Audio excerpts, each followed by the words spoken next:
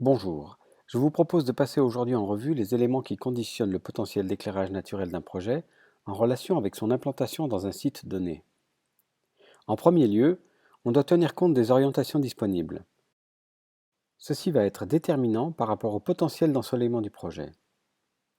Ensuite, on doit recenser les masques extérieurs, c'est-à-dire les éléments de l'environnement qui vont déterminer la portion de ciel visible depuis le projet. Enfin, on devra s'intéresser à la qualité des vues offertes par le paysage environnant.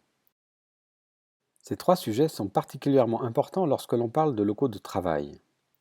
Je rappelle ici que, du point de vue de l'éclairage, la présence du soleil dans le champ visuel est presque toujours une source de gêne à cause des risques d'éblouissement.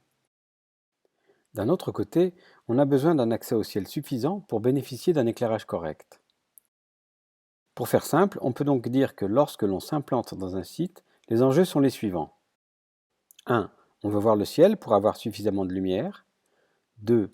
On ne veut pas voir le soleil pour ne pas être ébloui, ce qui permet aussi de limiter le risque de surchauffe. Et enfin, 3. On veut privilégier les vues vers les parties intéressantes du site. Il faut donc repérer dans quelle mesure les caractéristiques de ce site vont constituer un handicap ou au contraire un atout pour le projet vis-à-vis de ces trois enjeux. Comme j'ai déjà parlé de la vue dans une séquence précédente, je propose donc de se focaliser sur les deux autres thématiques. Intéressons-nous tout d'abord à la question de l'accès au ciel. Cette question est particulièrement importante dans les zones urbaines. Regardons ce qui se passe pour un local situé dans cet ensemble de logements à Pointe-à-Pitre. On comprend bien que le corps de bâtiment situé en face du local restreint sérieusement l'accès au ciel. Si l'on regarde ce qui se passe au rez-de-chaussée, on s'aperçoit que la portion de ciel visible depuis le centre du vitrage ne représente qu'un sixième de la voûte céleste. On voit ici que les deux tiers de la pièce restent dans l'ombre. Lorsque l'on monte au premier étage, la portion de ciel vu représente un quart de la voûte céleste. Ici, plus de la moitié du local bénéficie d'un bon potentiel d'éclairage naturel. Enfin, au dernier étage, la portion de ciel vu représente 2/5 de la totalité du ciel, et on voit qu'à l'exception des angles situés à l'arrière du local, toute la pièce bénéficie d'un bon apport de lumière du jour. Intéressons-nous maintenant à la question de l'orientation ou de l'exposition des ouvertures. Prenons pour cela un local situé à Maripasoula dans un environnement dégagé et observons ce qui se passe le 21 février. Si le vitrage est orienté au nord, le soleil ne frappera jamais la façade. Le risque d'éblouissement est donc nul. Si le vitrage est orienté à l'est, le soleil frappera la façade pendant toute la matinée. Le risque d'éblouissement est élevé jusqu'à midi, car la trajectoire du soleil est perpendiculaire à l'axe de la façade. A l'opposé, si le vitrage est orienté à l'ouest, le soleil sera présent toute l'après-midi. Le risque d'éblouissement sera particulièrement élevé entre 15h30 et 19h.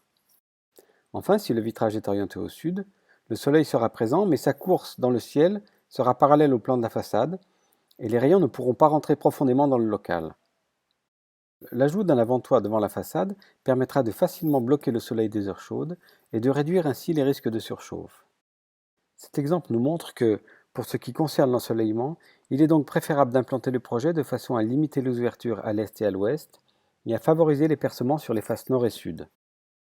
Si cela n'est pas possible, on essaiera de voir dans quelle mesure le relief naturel, la végétation et les bâtiments adjacents, c'est-à-dire les masques de l'environnement extérieur, pourront contribuer à protéger le projet contre les apports solaires le matin et le soir. Dans l'exemple présenté ici, on peut constater que la végétation et l'avant-toit se complètent pour ombrer la baie vitrée durant les heures critiques de la matinée. Pour conclure, je dirais qu'au moment de définir l'implantation d'un bâtiment sur un site donné, il est souhaitable, pour ce qui concerne la lumière naturelle, de privilégier les orientations nord et sud. Il faut par ailleurs s'assurer que les façades principales bénéficient d'un bon accès au ciel. Et enfin, il faut travailler sur la hiérarchisation des espaces.